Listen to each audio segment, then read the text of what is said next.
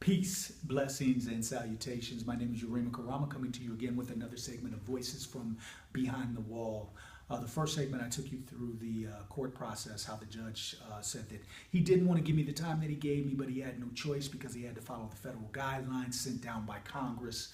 The second segment, I took you through the intake process going through Oklahoma City, Oklahoma, how everything is a strip search, probe, how they want to show that they have control and put you through the demeaning process.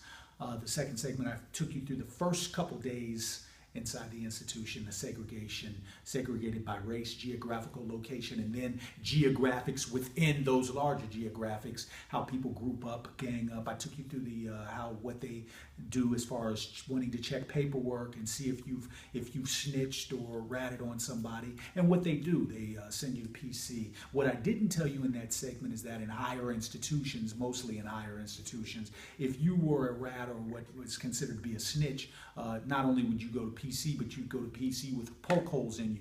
They come with knives, and they're not playing when they come with those knives. Usually those are high max institutions, considered to be United States penitentiaries. But regardless, those type of things tend to happen too at mediums and lower institutions as well. This segment, I wanted to take you into the first couple days actually interacting. So I'm standing at the microwave one day, and I'm heating up one of those ramen noodle soups, and a brother comes up to me. We'll call him Dr. D. Very astute brother, elder, approached me and was like, "Hey man, I hear you're from such and such, and so a conversation ensues." Now this brother, this is his 16th year in. When he and I are meeting, I've been in a couple weeks at this point. He's been in 16 years. And so we start talking, and the brother introduces me to some other elder brothers. Now remember, keep in mind, at this point, my attorney has put in my appeal, but I haven't heard anything back. So I'm still with 26 years, 10 months. To me, there's no daylight. I can't see the end of the tunnel at this point. So, I'm like a little wild. I'm coming in, and I'm like, it's like my life has ended.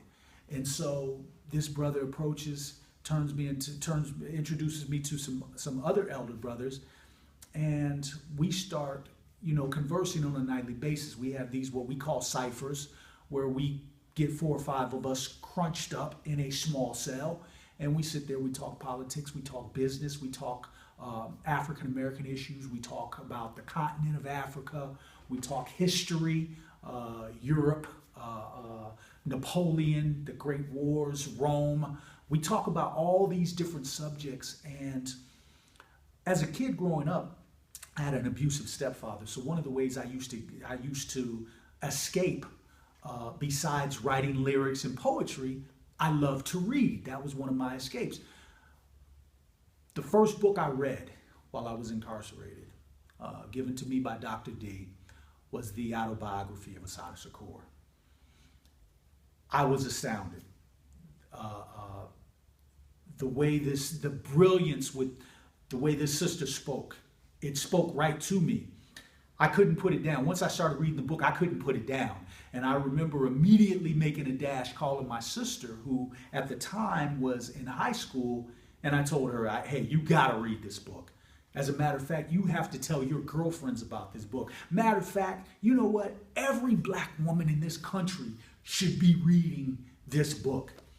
And from that, it was just like a domino effect of books, brothers, really elder brothers, seeing something in me and telling me, "Hey, it's not the end of the road. You're gonna get out. Are you gonna be prepared when you get out?" And the one thing I didn't realize at the time is these brothers were transforming my life. I was going through a transformation process, even though I was still wild, even though I couldn't see any daylight at the end of the tunnel, even though I thought basically my life was over. I'm in my early 20s at this point. So 26 years, 10 months, doing 85% of that? No, I couldn't see daylight. So then what ensued is the brothers continued giving me books. Behold a Pale Horse, William Cooper, I think, Bill Cooper. I remember reading Makes You Want to Holler by Nathan McCall. I remember reading the autobiography of Malcolm X. I remember reading, some business books. And I remember reading the history of Napoleon and those wars, how Napoleon was a mastermind at war.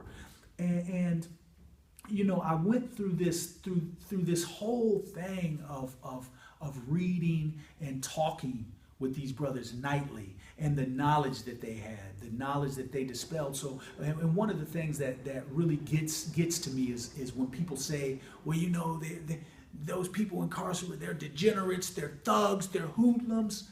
And I'm like, but they come from this larger society. They come from this free society. The same people who you call thugs, they come from here. And trust me, trust and believe, there are people out here that I see on a daily who should be locked up.